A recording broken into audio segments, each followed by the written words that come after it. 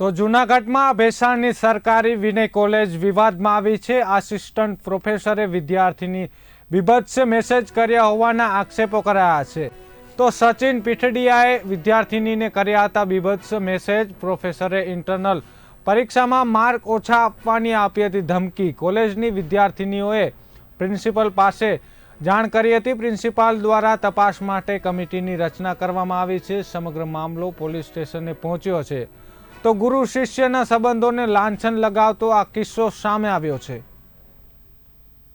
પ્રશ્ન એ થયો હતો કે શુક્રવારે 28 તારીખે ફેબ્રુઆરી મહિનો હતો અને એ દિવસે છોકરાઓ આવ્યા અને મારી જોડે પ્રશ્નો કરી કે સાહેબ અમારા માર્ક કાપી લે છે અને હાજર હોય તો અમને હાજરી અમારી પૂરતા નથી, આવા બધા પહેલાં કર્યા અને અમને મેસેજ આવે છે। તો મેં કીધું આપણે ત્યાં વુમન સેલ છે તો તમે મને વાત ન કરી શકો બેનો હોવાને કારણે, તો બેન મેડમને તમે એ વાત કરી શકો વુમન સેલમાં અને પછી આપણે એની માટેની કાર્યવાહી કરી શકીએ।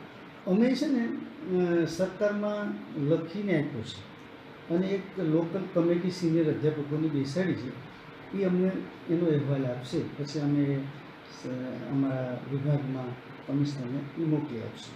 અત્યારે અમારે આ કમિટી જે છે ને એની તપાસ ચાલી રહી છે।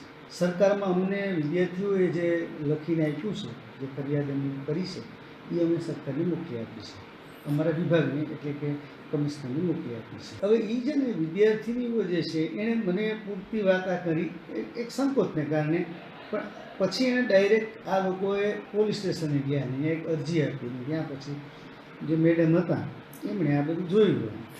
એટલે કારણ એમાં તો એવું છે કે ભાઈ આ કંઈક બીભત્સ જેને આપણે કહી શકીએ આપણી ભાષામાં, એવી વાત એમાં થઈ છે અને એ પ્રકારની માંગણીની વાત થઈ।